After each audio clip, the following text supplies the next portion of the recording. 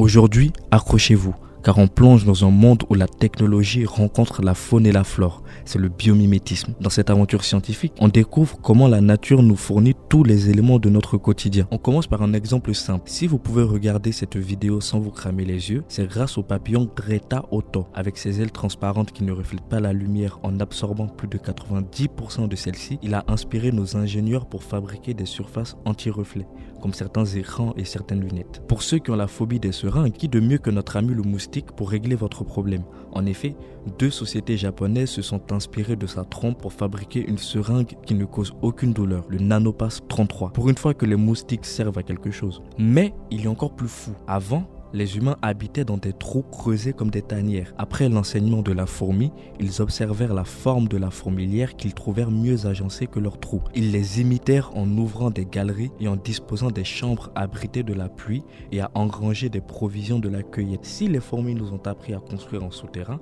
les termites nous ont appris à construire en hauteur. Le temple primitif égyptien, semblable à un obélisque, est construit à l'image de la termitière. Le nom de l'obélisque en égyptien ancien est Amana, la grande termitière, mais aussi signifie le temple, l'autel. C'est la termitière qui fournira l'architecture des temples, des minarets pour les mosquées, des tours d'église et même des tombes. En Égypte antique, les temples et les pyramides unissaient la vision de la fourmi et de la termite en construisant une première structure avec un sous-sol en galerie et une autre structure qui s'élève vers le ciel. La peau de l'être humain est inadaptée à la vie marine. C'est ainsi qu'on a fabriqué les combinaisons de plongée par rapport à la peau des requins, de la manière dont la peau des autres êtres vivants nous ont inspiré le vêtement. Les écailles du requin ont la particularité de produire un effet qui favorise la circulation de l'eau, donnant un gain aérodynamique important. Si on a des tenues pour la terre, des tenues pour la mer, alors on a aussi des tenues pour aller dans les airs. Grâce aux écureuils volants de la famille des polatouches, on a inventé le wingsuit. Le costume se caractérise par des ailes entre les bras, le corps et les jambes.